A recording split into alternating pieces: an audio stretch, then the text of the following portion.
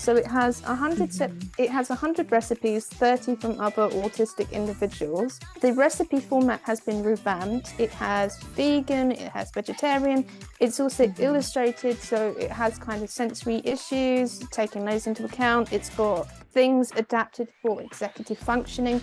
Part 1 is to take on the accessibility of a kitchen, because we do not have a language to talk about it. Lydia, welcome to Disabled and Proud. How are you today? Thank you for having me. I must admit, I am a bit cold and a bit wet due to the sort of rain situation that's going on in West Sussex. But we're not going to talk about that.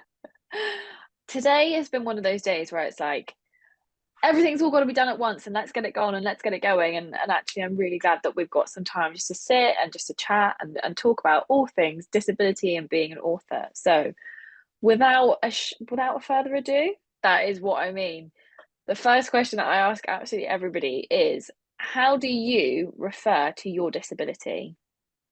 So I prefer the term disabled person, and that is for a number of different reasons. So I like to joke that I have an alphabet of disabilities now, the older I get. So I was originally diagnosed as an autistic individual. I was 2 months shy of turning 16 at the time. Yeah. So for the majority of my life, I just had that single condition. 2 years ago, nearly 2 years to the day, in fact, I caught coronavirus, and ever since then, it's been kind of like, it's becoming a little bit of a joke, really. I go to a consultant, doctor's office, whatever, and it's something that, oh yeah, here's another one that you can add to the list. Yeah. And it's also the thing of where it really irritates me in the sense of, no matter in the sense of my output, anything vaguely positive that I achieve as a journalist, it's always reduced to me being, it's just the thing of, I always get written about as autistic journalist. Yeah. It's not an adjective. You wouldn't say, oh, that, like, boarding broadcaster who just happens to do something about sports. Yeah. And it doesn't happen to a guy. It never happens. It's always the women who are just reduced to that because apparently we tick a diversity box. Yeah, and there's so much to be said in diversity and box ticking, and I'm sure we'll get into that. But as you said, so you were 16 when you got your autism diagnosis? 2 months shy of turning. So it was one of those things where, so it took around 3.5 years to get to the point, but there was almost another year on, basically, because so you have the report done and then somebody has to write it up. There was not somebody available for a year to do that. Wow. So it was the thing of where you get the letter and it says, oh, you're autistic, but then you have the kind of like, I guess you could call it the sort of the sign-off point. So you have one last thing, and it's basically to say, do you have any questions? At the age of kind of 15, 16, it's also massively awkward because there's no real service post 16, post 18. So it was basically, oh, you're autistic, bye. We've got nothing else to say after this. So I always say from the point of the last session, just because that was sort of, everything was officially signed off and all that kind of thing.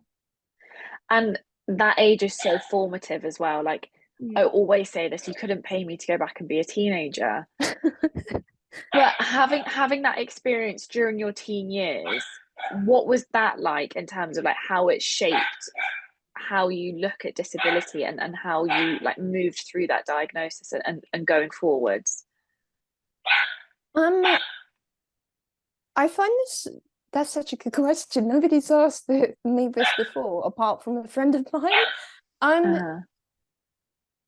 If I say there were kind of two turning points in terms of disability, simply because it irritates me in the sense of neurodiversity has become this majorly kind of capitalistic advantageous concept, in that it's always put as, oh, they have this superpower so that they're good in the workplace.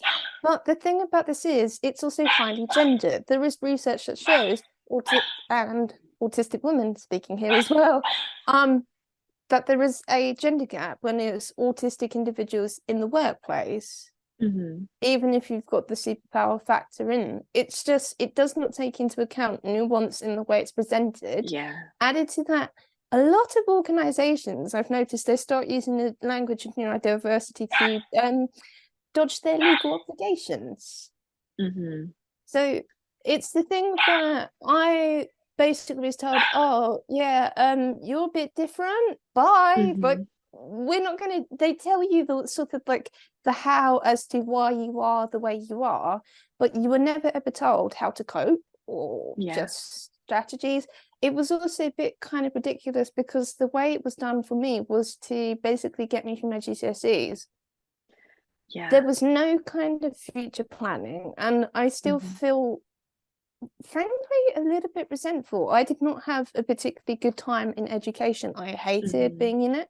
I don't really have anything positive to say because it was the thing where teachers would enable pupils, pupils would enable the teachers to be discriminatory. I was always the individual who kind of had like the sort of like, I would make friends with the different individuals and we'd have kind of like our gang in the corner.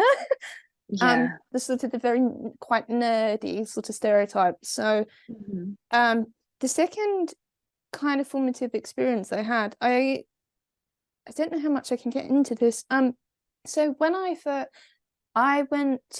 did my A levels and then did an NCTJ, and that was kind of it. I went freelance from the moment that I completed my NCTJ, basically out of necessity, really. Journalism is very exclusive as a profession, and I'm really sick and tired of conversations that go, oh yeah, what is diversity and what do we mean by this? What can we do about it? It's 2024 now. Why can't we have the conversation of, okay, how far we come, what next, rather than sort of pontificating and like, you know, I just had this image of kind of like, you know, sort of professors with the long white beards sort of typing at a typewriter and being sort of very academic about it. I started to I sort of fell into this. I used to work for an organization. It doesn't exist. It's since sort of gone into something, a kind of different sort of repackaged outlet. I was covering the thalidomide crisis. So, and that happened by accident, basically because I saw there was a documentary on Netflix called Attacking the Devil, Sir Harold Elkins and the Last Nazi War Crime. It is a brilliant documentary. I had this, I was watching this while I was sick with a relative of mine, and they have what we like to joke about and call it autism radar. They have a 99% accuracy, whereas I do not. And they are neurotypical. So when the former editor of the Sunday Times came on the screen, Harold Evans, all I just remember is kind of like their face sort of turning to me sort of almost instantly and going, Lydia, that man, I think he's autistic. I don't know how, I just know, sort of with the finger pointing and all that. It's the really selfish thing. I started to sort of look at the Sunday Times because I had no idea what this sort of really was. It wasn't talked about. I was the youngest on my NCTJ course. Like I was properly so I went and I was given a copy of his autobiography for Christmas. This is Christmas 2017. And it's the thing of where whenever I meet people, I always have like 100 questions that I want to ask people. Journalism's free license to get away with actually asking this. So I asked to interview Harry. So that took place in, I think it was around February 2018, just trying to do the timings. It occurred to me that the Sunday Times is not the story that we should be telling. We have this idea that journalism has this kind of like golden, gilded age type thing. It's a kind of a faux nostalgia. And if you talk to kind of like old guard journalists today, it's always the thing of, oh, it was always better in my day, even though their day was not this sort of golden age period. It's very often afterwards, don't tell them that.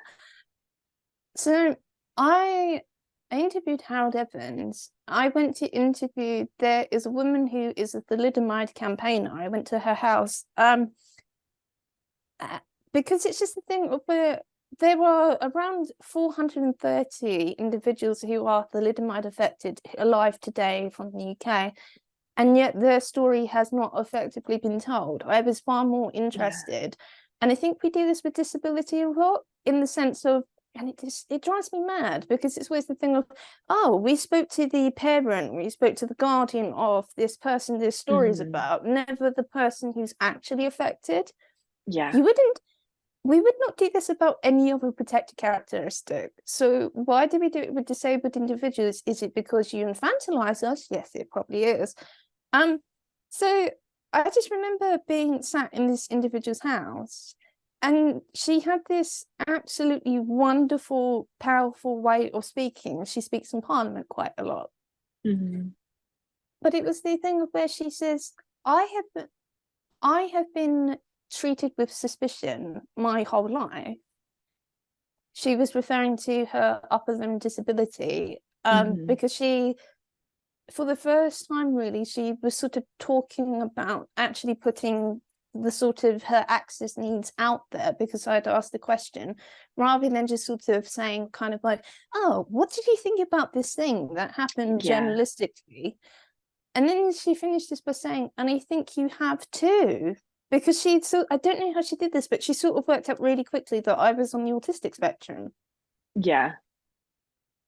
I feel that was very formative, in the sense of, it still really massively irritates me, in the sense of how we do disability when covering it, but how we also talk about it. So rather than sort of, we did a thing of kind of like shock and outrage. I saw just before I logged on, there is yet another story on the Independent that's saying about false do not resuscitate notices that were issued during the COVID-19 pandemic. Yeah. Why is this a surprise, non-disabled people? This is about kind of like round 6 or 7 in the last 4 years that you have shown us this. We were warning about that. We told you about this. And I know many people who were in fact pitching this to their editors going, we should be covering this.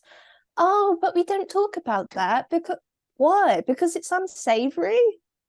So it's like, you know, racism, sexism, and all the rest of it. It just sort of, oh no.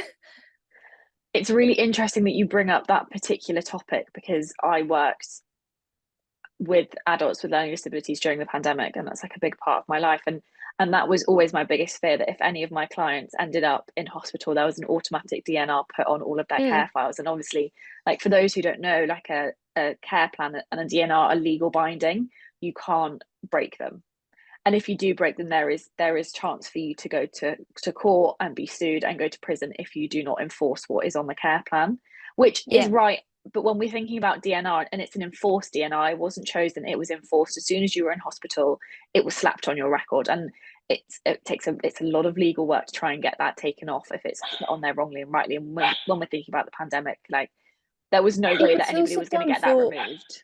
It was also done for a lot of autistic individuals, because very often, for no particularly good reason, there's still this fundamental misunderstanding that learning disability and autism are the same thing. When they're actually not. One's in neurology and one is a completely different thing. So I really want to shout about this. So there are 2 amazing women who I think we owe a lot to. There's Dr. Sarah Ryan, for example. So her son Connor died in a trust, and she campaigned with the Justice for Laughing Boy campaign. She wrote a book about it, and she does a hell of a lot of work around trying to change this. So rather than just sort of going, just train these people just to do better, because, like, if you train people, you can't, like, do this. Actually sort of taking the time to address this. There's also the wonderful journalist George Julian. George Julian is a hero of mine, because she is just such a wonderful individual. She is a crowdfunded journalist, and she goes to the inquest about what happens afterwards. There's all these stories currently about, such and such a coroner has warned about this particular area of the NHS trust. And yet this is never truly dealt with. There are so many missed opportunities. We have been here before. Why is it such a surprise to the non-disabled individuals as to the DNR notices? It's because you weren't listening. We told you this a decade ago. George Julian sits through all the court hearings, live tweeting, and she does the blog post write up afterwards. There was just such this, am I allowed to swear on this? Oh yeah, go ahead.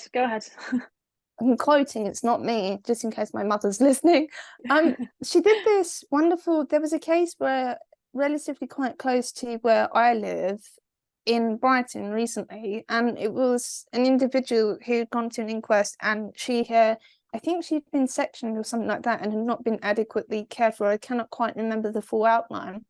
Her mum had found, there was a note that she left behind on her notes app on her phone, but there was such a brilliant iron in this where it said, Mum, it was effectively saying, Mum, this is not your fault.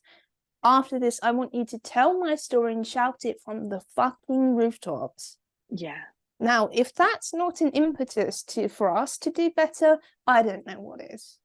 Yeah, and I completely and wholeheartedly agree with that, because I think there's so much to be said. Even when we look like quite recently, I'm going to say it was like a month, maybe 2 months ago, was it Bristol Council? And they wanted to lock disabled people in their homes and in their care homes because it's cheaper, but make it legal. And when we talk about this, we're talking about this obviously quite freely. And the fact that there are people out there who thought that was acceptable is alarming. But as you said, like, these conversations have been going on for years and years and years. And the fact that the only reason it hit headlines was because people were like, we're standing up against this, and it's against human rights to lock people in their rooms. And how do you think, as you said, in the year of 2024, that's acceptable to treat disabled people like that? But why are you also shocked? Because we've been talking about it for so long. It's nothing new, and we're here having this conversation yet again. So why are you outraged? You should be on our side, fighting with us and fighting for us.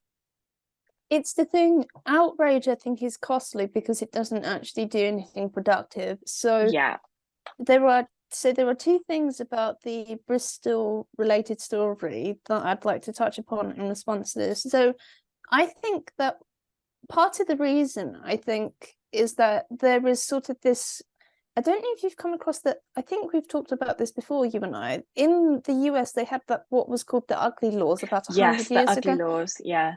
So the ugly laws in the US basically said, oh, this person is ugly in the sense of they are physically disabled and all the rest of it, so they're not allowed in public. We are seeing kind of like an indirect offshoot of this quite often. So whether it's Donald Trump mocking a disabled reporter, or even just sort of the way in which we talk about kind of, so very often it's sort of, oh, those SEN children, they're just a bit naughty and it's bad parenting, it's always the mother's fault. Yeah. That very often happens. It's such a kind of offshoot. And when you start to ask the question of these particular individuals, have you ever met a disabled person? Very often they say no. So they come out with all this kind of ridiculous bile. I think that we are seeing kind of an offshoot of that in the way that we sort of stigmatize. And the second thing I want to say about this, it becomes complicit with media that is exclusive. Media shapes our cultural wallpaper. It is what we talk about. It is what you see on Twitter and all the rest of it. The thing that we talk about. I mean, right now, at the time that we're recording, for example, there's been the whole sort of ridiculous fuss about Kate Middleton and the doctored pictures. Yeah. You would not be talking about that if it wasn't for journalists who were reporting going, hold on a second, what's gone here? But the thing is, journalism is first of all, it's chronically underfunded, meaning that it becomes vulnerable because of a flawed business model. Second of all, it's also, for this particular reason, it's very, very exclusive. I would borrow an old expression to say it's sort of like an old boys club. Yes. Yeah. There is media ableism that is ingrained in there, and it becomes, I'm so sorry, Don't worry, my phone just did the same thing. I just find this really funny. So as I'm sort of talking about the stereotype of kind of like old white male university educated, that is exactly who's just texted me. And the thing is, his nickname, he seems to enjoy this too much. His nickname is actually Lucifer. We love that for him. Good for Lucifer. But it's the thing of it. I'll come back to this.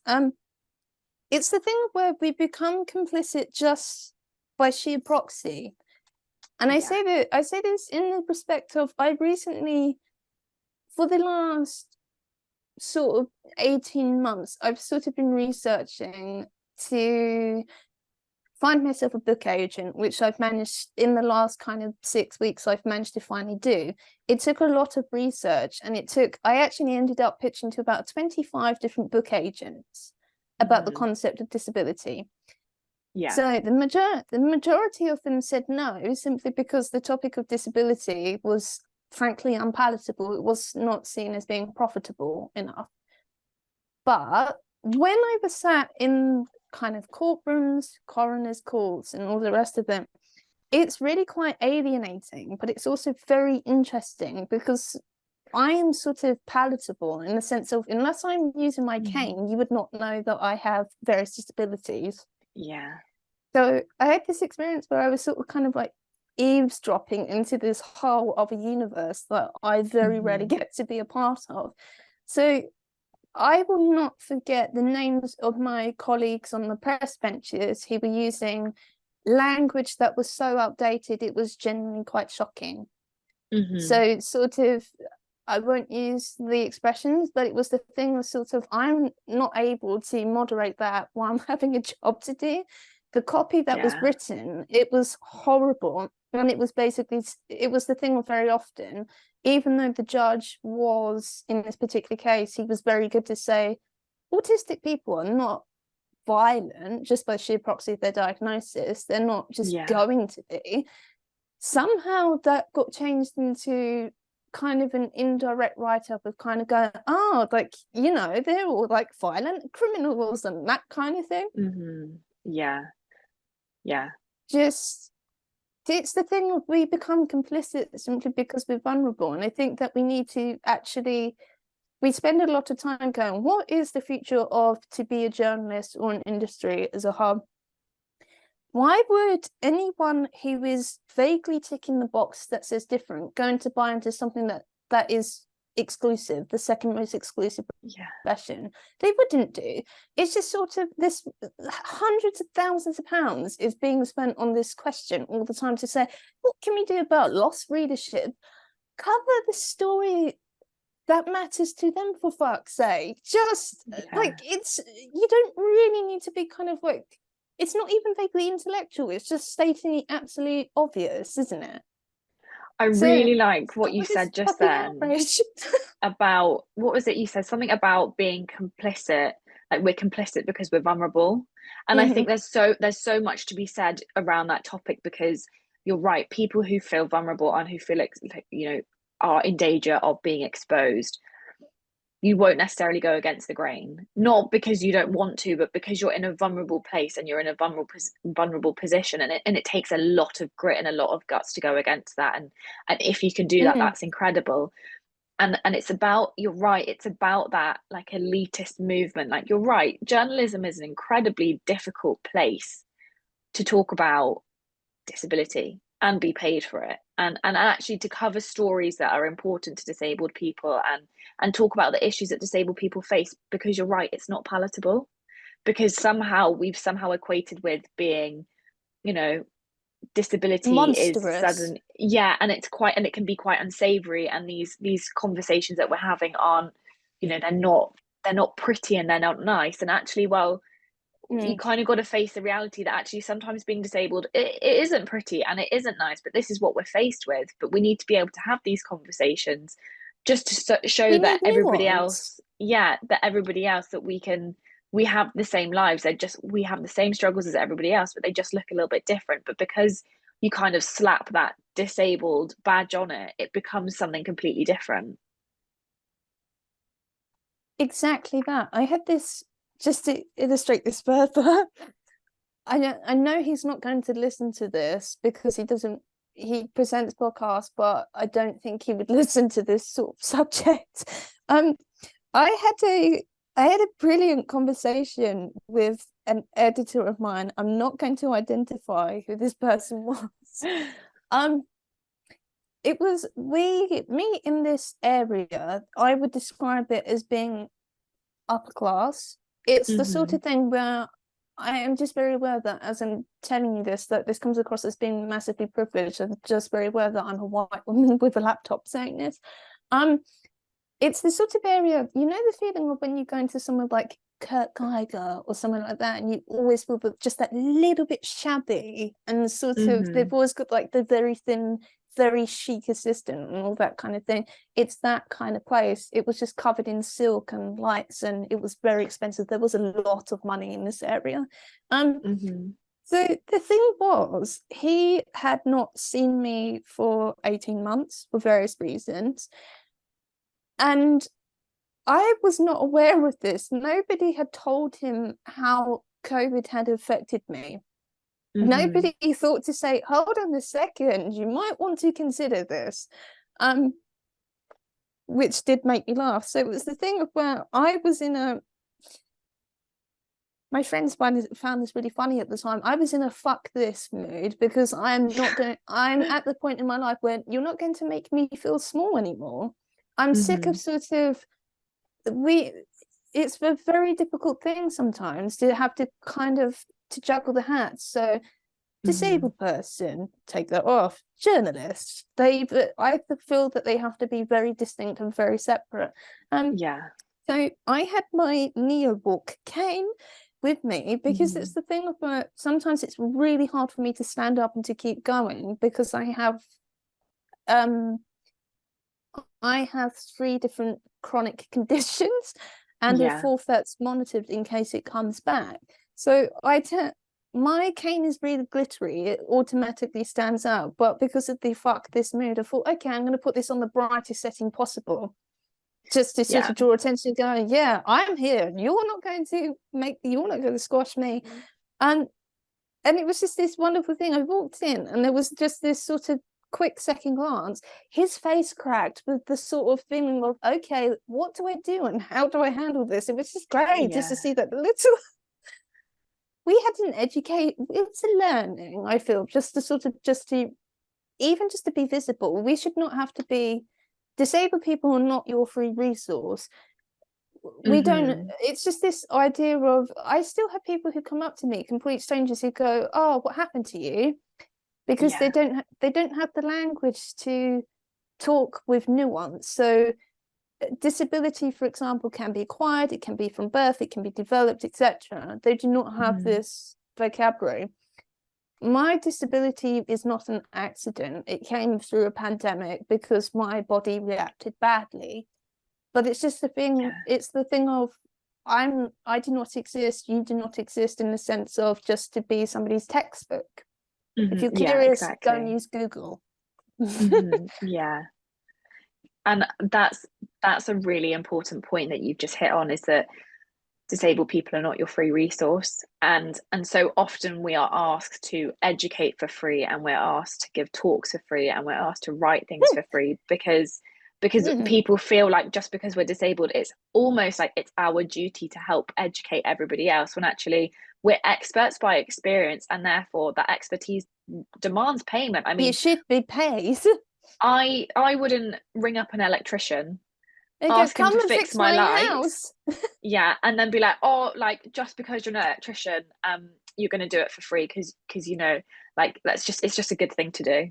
Like, I would never do that. And we've kind of layered that in with disability somehow, and it's so aged and it's so wrong. But yet we're really still having these conversations.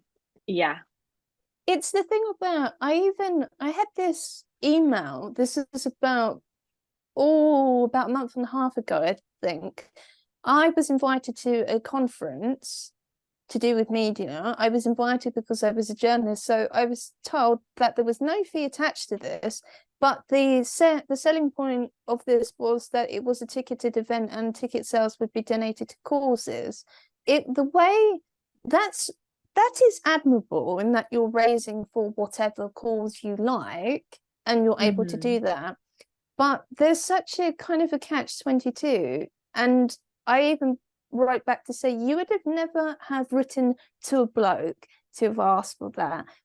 This is massively inappropriate, and it's also kind of ironic given what your conference is about. It's the thing of where women are always expected to be kind of the altruistic, we're expected to give and give and give. I came across this amazing statistic recently.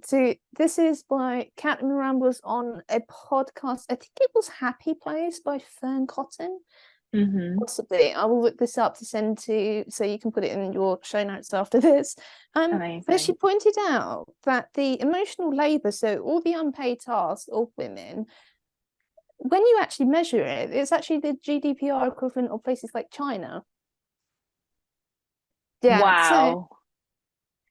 So if we just think about that for a second, we have built a society that is basically built on the backs of free labor, and we call ourselves democratic. There is something really quite gendered in that disabled women are always expected to kind of like do the thing of, speak freely for a cause and all that, despite the fact said cause may be making money off of this.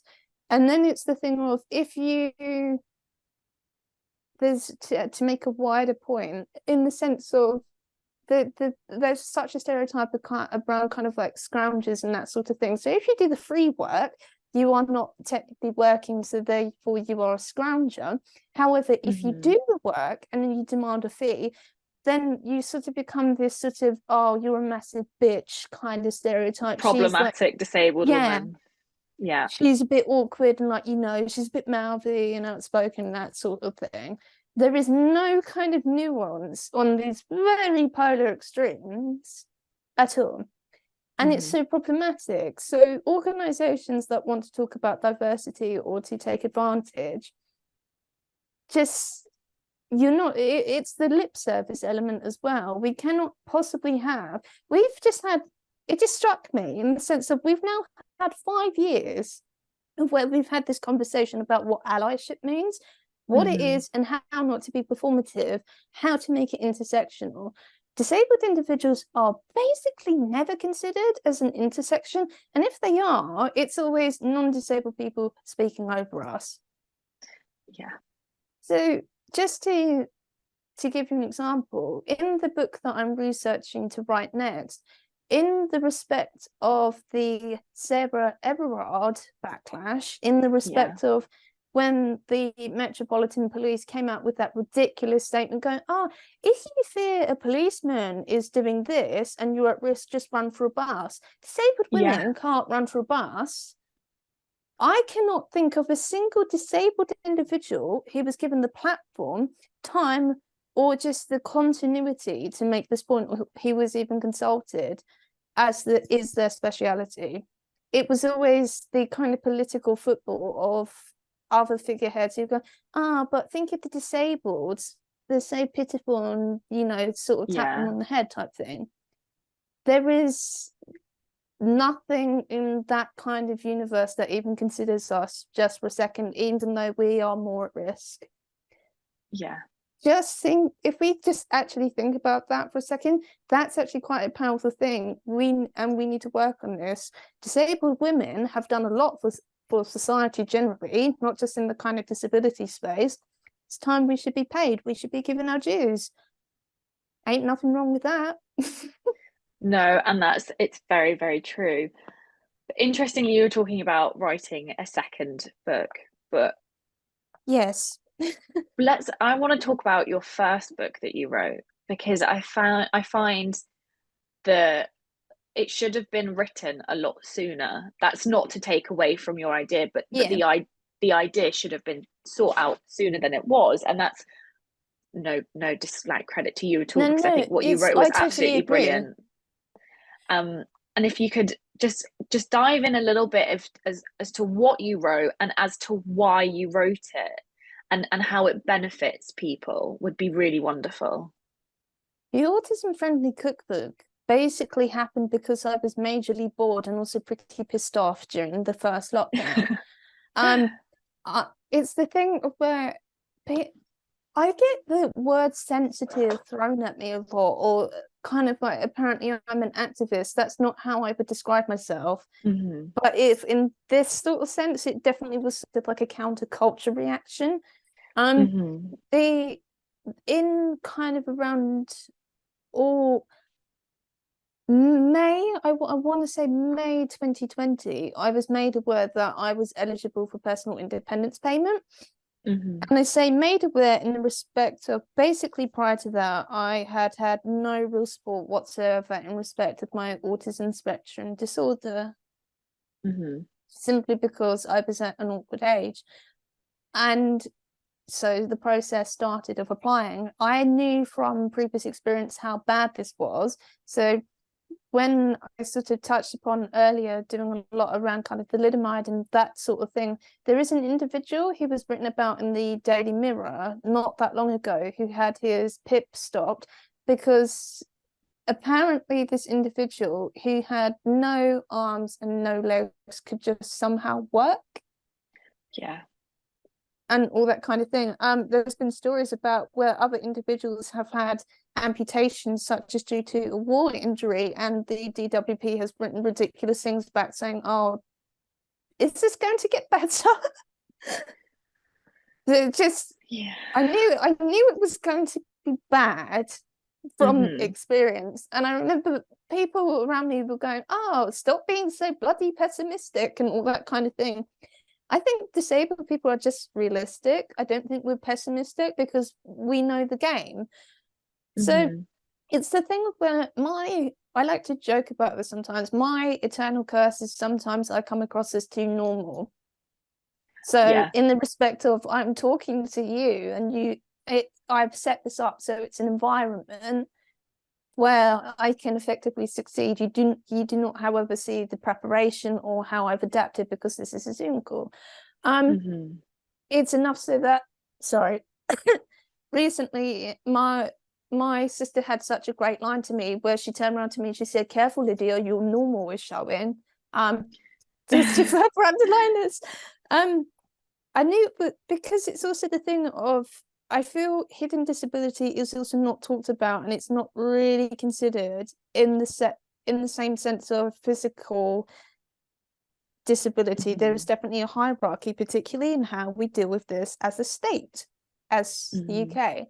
So it came back and it basically said, "Oh, you can just learn how to do this." If I could just Yeah. learn, I could not be autistic. Just this really ridiculous idea that I can change my entire neurology being the whole way of being, so Mm-hmm. my brain, personality, body, etc. Because Yeah. it's the thing as well where we often forget that there is, just to make a sort of philosophical point, the mind and the body do sort of go hand in hand. Yeah. My ASD definitely impacts me in that sense. So it's things you can't really see on the Zoom call. Mm-hmm. When I'm very tired, for example, I technically have a hand tremor. Yeah. You would not pick this up over a phone call. They insisted on Mm-hmm. making this a phone call and not making it an in-person assessment. Um, it also impacts my motor skills. So it's things I have to buy adaptations as to kind of how to undo the jam jars because I just Yeah. can't otherwise. Um, Apparently, according to the Department for Work and Pensions, I could just learn how to cook. That it's just to really underline this. It's the thing of, the Teflon trays that are supposed to basically Yes. be indestructible. Mm-hmm. Yeah, that's not really true, and I can prove that because it went once in my oven and never came back. That's how bad a cook I am. Okay, I mean, Yeah. just Yeah. you can't. It's the thing of there are so many different variables and all that kind of thing. I had it's the thing where an idea can sort of be sparked in the sense that there was just that one line of how I could apparently just learn to cook.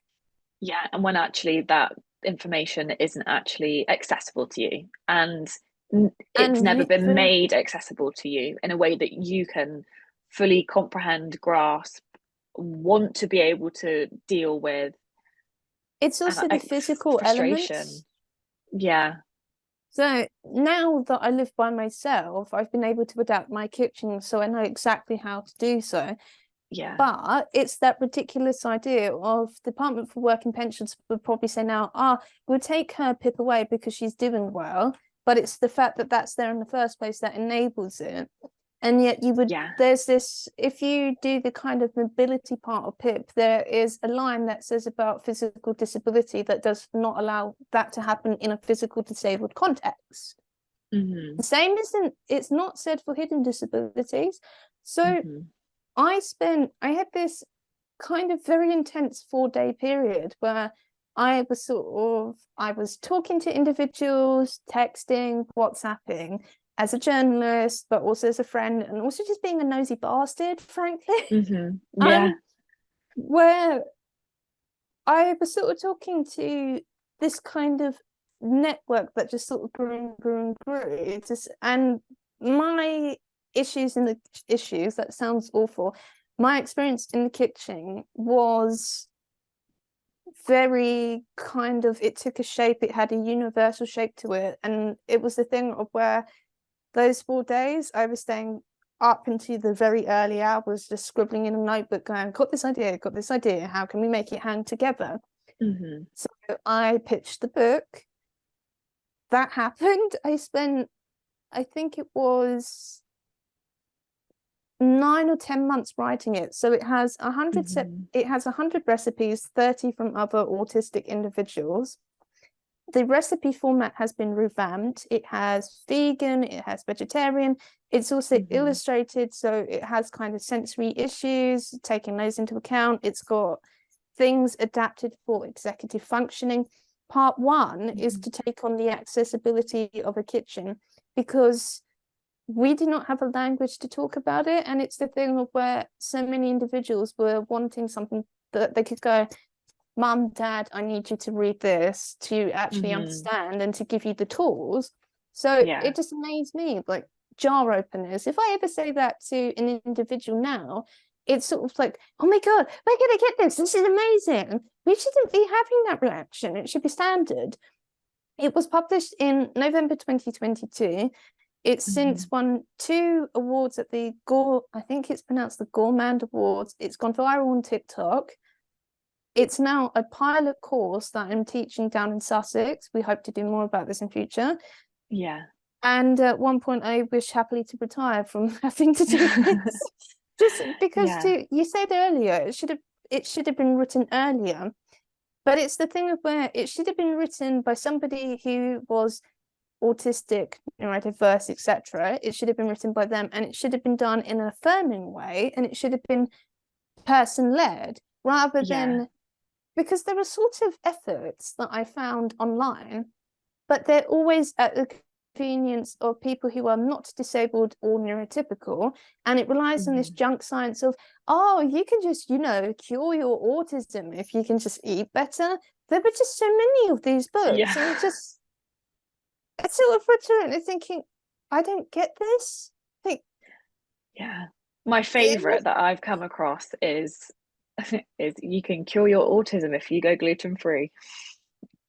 yeah, came across that one. It's just, Yeah. and it's, forgive me for saying this, but a lot of autistic people do have, they have celiac disease, can't have gluten, Mm-hmm. various conditions like that. We don't quite know the link.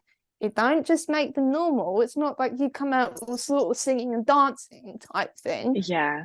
Just like, this is just insane. It's like, I do not understand where there are actually individuals who sort of think into this sort of junk science idea. It's just not true. Mm-hmm. And so with the cookbook and this pilot course that you're doing, you're giving you're giving an area, particularly when we think about cooking and we think about what that represents in terms of like the home and the family and like nutrition and nourishment, you're also giving it that different spin, not different spin, but you're making it accessible to where it's previously been inaccessible. Because when we think about cookbooks, when we think about TV shows that are always, on like Food Network or whatever, they are inherently inaccessible. And when you think about like when someone's writing a cookbook, the person that they're not writing for is a disabled person. They are writing for themselves. And whilst that is great and you're sharing recipes, it's actually, like I said, it's inherently inaccessible because you're not thinking about the wider population who are going to like read this or come into contact with this. Like for me, for example, I really struggle chopping up things, like really struggle chopping up things. And when I like see a recipe that requires lots of chopping, I will move it aside because I'm not going to waste my time, and it takes me way more energy than anybody else, and it takes way more concentration. So to be able to have a cookbook, particularly because we have to eat to live, right? We can't survive if we don't eat. That's a Yes. fact. To be able to have that and make it accessible to people is kind of invaluable. Well, thank you very much. So I will say, as a kind of a caveat to this, I cannot possibly account for every possible individual, and I got so much shit for that. So there were. That's I still get. interesting. Well, it's the thing where neurodiversity can be helpful, but it can also be unhelpful. So Mm-hmm. in that sense, I got this wonderful comment from, I forget who this was, that said, why didn't you make it the neurodivergent cookbook? Neurodiversity as an umbrella term has Yeah. so many conditions, and the access needs of various different individuals clash with each other. So it would just Mm-hmm. go on and on and on and on. No publisher would ever publish that, Yeah. because it would just commercially, it would just be a failure of a project from the get-go. It just would Mm-hmm. not work. But it's the thing of where also I wanted to, in the respect of, I can at the time I had not caught COVID, so I was just an autistic individual. I can only speak for kind of that sector because a lot of it involved kind of writing under as I, rather than sort of, I don't think objectivity sort of is a thing. We're sort of in a Mm-hmm. post-truth age, so it was the thing of where having to put kind of like under the subject of I, and then kind of sourcing everything and that sort of thing. It's fine for you to disagree, but you do not get to disagree with a fact. Yeah. Yeah. Very simply, it just sort of, it would have been impossible. There's always, non-disabled people come out with this idea that accessibility is kind of like, it goes on and on and on. There is a Mm-hmm. point we will come to eventually. You cannot possibly be accessible to every single individual at every given time. But that's because the idea of inclusion, it is an ongoing topic. It is Mm-hmm. the kind of the tussle around that. It is the pull and throw. It is the thing that says, actually, we can keep improving. That's Mm-hmm. fine. Yeah. And yet I don't understand why that's so hard to comprehend. It's also what you just touched upon as well about inclusivity. And I always say this as like as kind of like a fireside reminder, is that everything has an opposite. So the opposite of inclusion is exclusion. So Mm, even if you try and be as inclusive as you possibly can be, at some level there will be somebody that you're excluding from that, regardless of yes. how inclusive you're going to try and be, because there'll be someone who doesn't fit your bill, or there'll be someone who is half in, half out, and that's a really difficult statement to make, and it's a really unpopular statement to make because we always want to be as inclusive as we can be, but at a base level everything has an opposite, and the opposite is exclusion. And at some point there are going to be people that get left behind, rightly and or wrongly. Even if we try and bring them along with us, there'll be something that happens along the Mm, way. And people also kind of, in the nicest way possible, need to realize that, because you could be the yeah. most inclusive person in the entire, it goes back to that idea of, you could be the juiciest peach in the entire world and there's still going to be someone out there who fucking hates peaches. It's I don't That's like what it goes down peaches. to. Yeah, and that's what it does come down to. But like, whilst we're trying to be as inclusive as we can, we've also got to hone down and make it as accessible for the right people. And I don't mean for the right people as in like there is right and wrong, but with you talking about the umbrella of neurodiversity, it is too much to try and make it all inclusive for all types of neurodiversity, because like you said, there's contradictions there, and it would be a contradictory cookbook consistently. Like there would be things that It would wouldn't add also up all the time.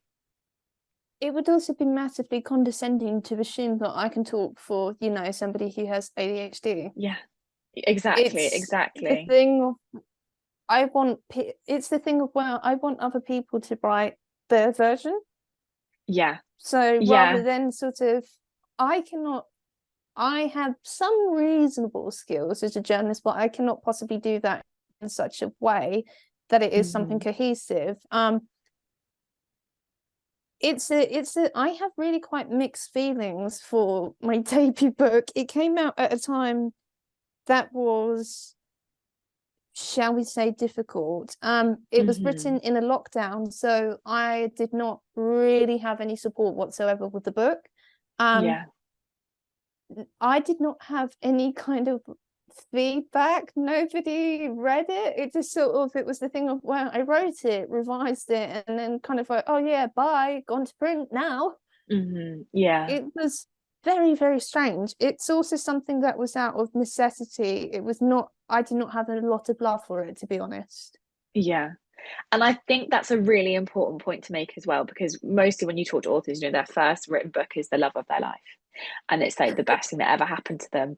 And actually, it's really refreshing to hear someone say, do you know what? Like, I've got really mixed feelings about it, and I'm not sure that I love it. I also don't hate it. Like, I'm in very much like two minds about it. And I think that point of view, particularly when we're talking about disability, particularly when we're talking about accessibility, is also really important, because we can be in two things can be true at once, even though that's uncomfortable.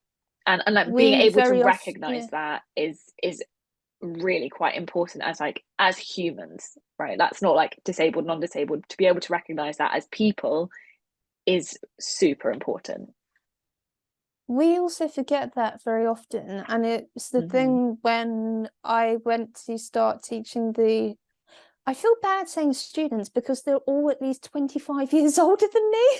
And it was one of the first things that I said to them, in the sense of, it is possible to hold two things in a tandem with each other, and yet very Yeah. often I feel like we do ourselves a disservice. And it's that kind of idea, and the forgetting of it is responsible for a lot of polarization. So it's the thing now where you can say, oh, we as a media are a function that are needed, even though we are hated, but we can be doing better. We can Mm-hmm. hold the two things, rather than just sort of saying, oh yes, the press are the enemy of the people. I understand why we are hated. All I can just, as I'm talking to you, all I can just hear ringing in my brain, to be honest, is the phrase going, phone hacking, and all that Yeah. kind of thing. I can completely understand. I went into this effectively because one of my earliest memories is sort of like, I can remember the Millie Dowler story happening. I can Mm-hmm. remember sort of at the tail end of the Leveson inquiry, and I can remember my mother basically knew I was autistic because I was at school, secondary school, when the trial happened, which convicted Andy Coulson over this, and it had Rebecca Brooks and two other people, I think. So Mm-hmm. I would go into my school library and read all the possible court coverage of the day to try and understand. Yeah. That's how my mum knew I was on the spectrum. But it was the thing of it. It's the thing. I have a lot of the time and respect for the Guardian in this sense. It was always the paper that I always wanted to write for and never have done. Mm-hmm. The reporter who broke the phone hacking story is one of the most interesting people I've ever met. Mm-hmm. Just because when it comes to interviews, there's always the thing of, I always try and ask the questions that either haven't been asked or that I want to, because in that sense, it's more interesting than asking kind of, who are you and what do you do? We just Mm-hmm. reprint the same thing over and over. There is very little originality unless you get somebody like Elizabeth Day, for example. If you go Yeah. and read if you read her stuff that made her the person that she is today, it's just so interesting. I mean, she interviewed Robert Pattinson, and it was the funniest thing I've ever read, to be honest. Yeah. Or there was sorry, I'm not actually used to talking this much. I'm serious. I sit at home and I type. I see maybe like 2 people max a day. I'm not used to Yeah. talking this much. Or it's the thing of where she met Prince Andrew, for example, and when the BBC interview happened, her column was absolutely brilliantly done. And yet contrast this so very often with kind of like, who are you? What do you do? Why are you here? It's just sort of, it's very lazy. It doesn't get to the person underneath. Nick Davis was the reason why I wanted to be a reporter. And I know that's such a cliche thing to say for kind of my generation. It's sort of like, yay, phone hacking. That's the one, that's like the Watergate of our lifetime. Yeah. But we still have yet to sort of fully reconcile with the revelations of News of the World and other newspapers. We are still in a transition of kind of like, there's still very much an old guard who wants kind of like the old traditions versus a new generation. I don't know what will happen. We may not even have newspapers in 5-10 years. I feel it would be a shame. The world would be a lot darker without us, but we need to do better. We can hold this in tandem. Yeah. I love all the points that you've made thus far about journalism, about disability, about everything that we've spoken about. It is really important that these conversations happen, and quite often we can get quite lost in them because they can either become way too academic and people get lost, or as we've already touched on, they become unpalatable and they become kind of uninteresting, and they're not what we want to read about because it's unsavory. So to be able to have this conversation, I've really appreciated with you, because we've spoken about quite a lot of topics, but in a way that I hope is accessible to a lot of different people. But I would like to ask, what is a piece of advice that you would give to a younger version of you? A younger version of me. Nobody's ever asked me this before. I'm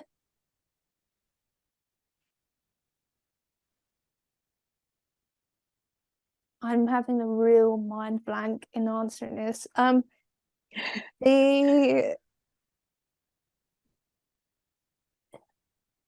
they can just see is sort of like this version of myself with I used to have a lot more hair and a lot curlier hair and massive glasses with big bushy eyebrows and all the rest of it.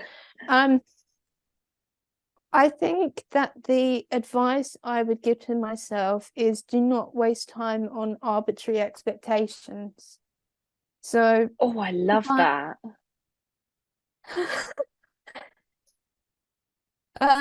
Okay. So one of the things that I wish individuals could actually understand about what it is like to be autistic, there's 2 things actually. First of all, I wish that individuals understood the immensity of what it takes to talk.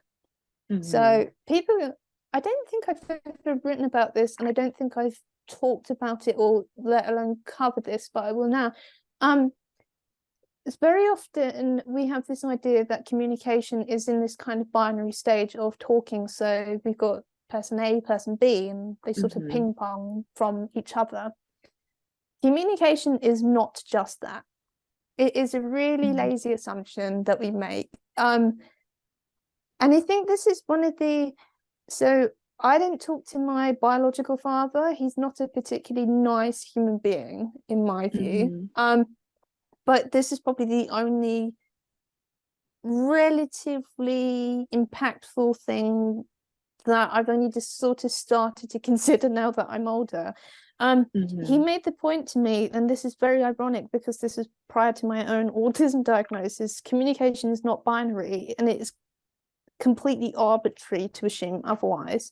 So I cannot think, for example, of a news story where we've actually gone to talk to individuals who, use an AAC device, or they can't actually talk, so they have to use sign language, or in or if they use sign language, it's always kind of like in a performative way. We've not actually incorporated, we've not gone to talk to these individuals. We, as a society, we have this idea that communication is talking, it is the exchange of ideas. It's not necessarily. Words are actually quite limiting. Yeah. And I wish people understood in the sense of how hard it is for me to talk. So this might, I don't know if this will prove shocking. My relatives might not necessarily remember this. When I was first being diagnosed, sort of like beginning this 3.5-year pathway, I read this book, which I gave to a relative of mine, called Jessie Cat by Jane Dillon. It charts how her son had selective mutism and how he was later diagnosed with what was then called Asperger's syndrome. My relative had this sort of light bulb moment almost, and I remember this very well. We were at Centre Parks, and I remember exactly where this was. Where she sort of did this thing where she goes, "Oh my God, this was exactly you when you were a child." I find talking actually really quite hard to do, in the sense of it's not just kind of like saying the information. I have to translate it up there to make it sort of acceptable, and I have to think about all the sort of the relevant social bits and how to phrase it, tone, intonation, inflection, dialect, all that kind of stuff. I wish people understood that, because it is an example of completely arbitrary things. I was trying to explain this in connection with the second book that I'm writing, in how to communicate with somebody who can't talk. Because it was the thing about, I was sort of talking to other journalists about this, and it was the thing where you would have thought World War III had started just by kind of like the reaction to go, "Oh my God, he can't talk, blah, blah, blah." Why is that such an issue? Because we just adapt, surely. And they were sort of like, the look of just absolute wonderment that they had as soon as they said this. It's not exactly like a brilliant prize-winning idea. I just thought this was relatively normal. Apparently not. Arbitrary. It's completely arbitrary. That the second thing that I wish people understood about to be autistic, and this draws back to kind of like the first statement of to be aware of arbitrary expectations and all the rest of it. So to have an ASD diagnosis is technically to be considered developmentally delayed. So not in a physical sense, but in a neurological sense of not necessarily meeting kind of, kind of like after a child is born and they have all the different stages. Like different markers as to where they're meant to be. So there is a developmental delay, and I wish people understood what that can be like and how alienating it can be. We have such arbitrary ideas of what you should be doing in your 20s, your 30s, your 40s, etc. So I'm 24 at the time of recording this podcast. In just over a week I will be 25. So all I can just sort of see when I look around is kind of all of my friends are getting married, they are thinking about trying for a baby, or a welcome baby number 2, or they've just bought a house.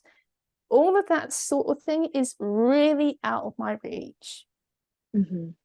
My 20s have been basically marked by a pandemic and major illness, and having to undergo kind of like various horrible invasive things, and having to kind of like combat ridiculous ableism in the medical profession just in order to live a life worth living.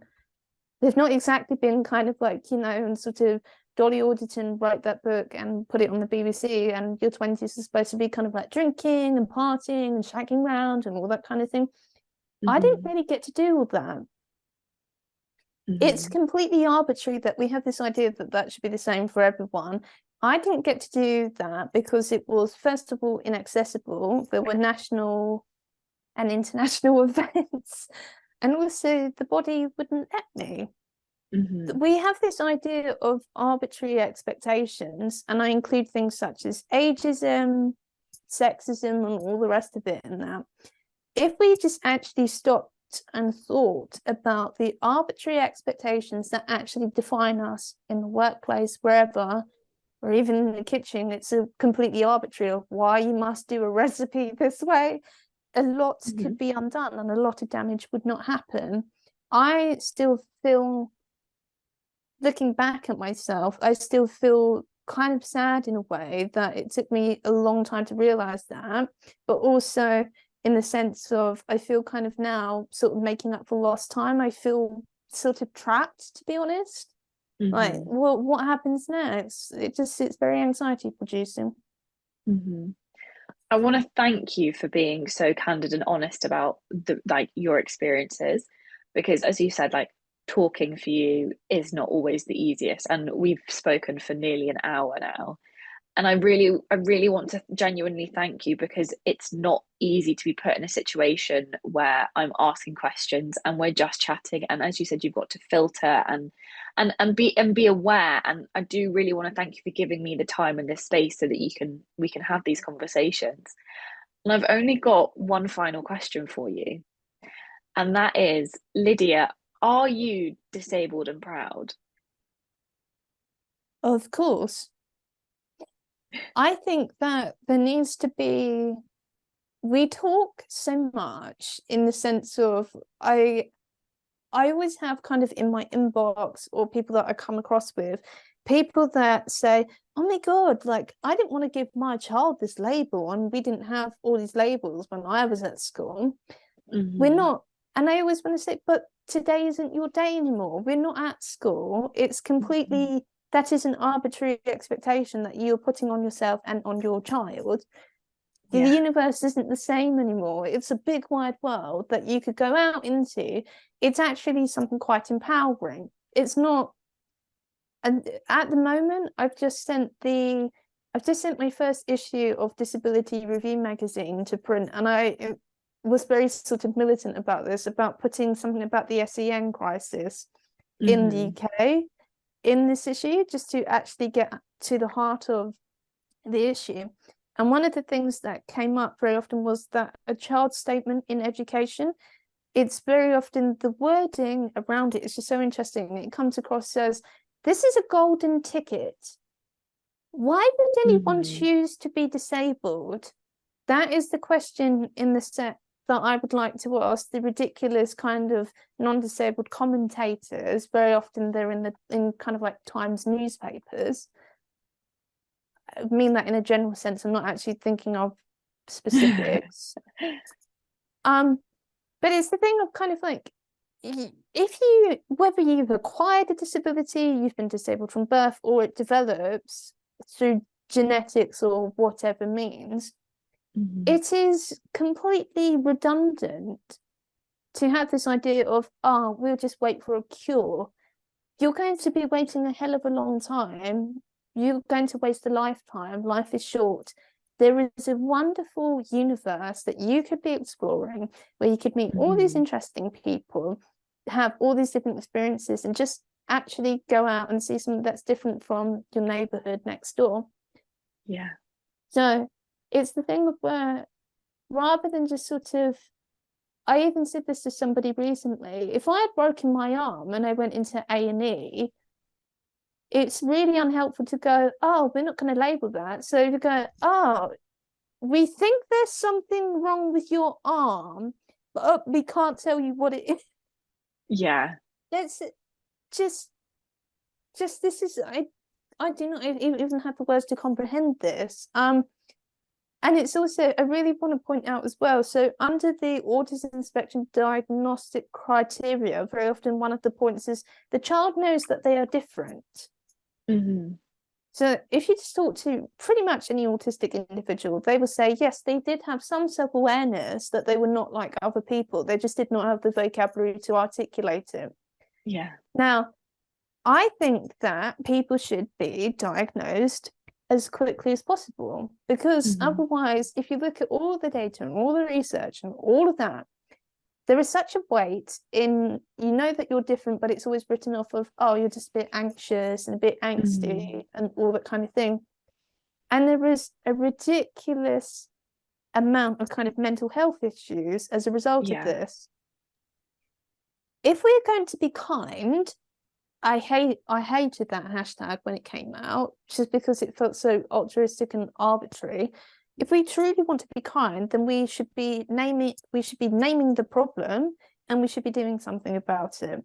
I'm at the point now where I am not going to be put into a box anymore. I will not be kind of made to feel small. You will not squash me flat anymore. I will not allow this. I read this, the midwife, Lee Hazard, wrote this wonderful book called Womb, which is about, it's basically history of the uterus. But in the front of it, there is a quote that I forget who it's by, but she uses it. And the last line is, "The body is not an apology." Why would I apologize?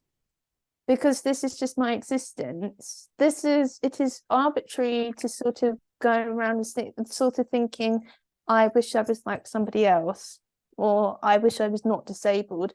Disability is a neutral concept. It's time we started talking like that.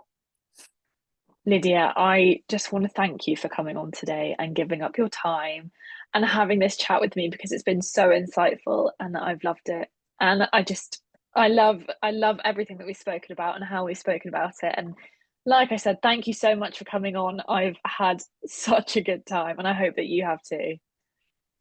Thank you for having me. I hope that it's just the sort of thing as, obviously I have headphones and I can hear myself talking. I'm just hoping that people aren't just tired of my voice. It's the thing of sort of, this is really alien, sort of hearing it reverberating around my room. Well, welcome to the life of podcasting. Thank you so much.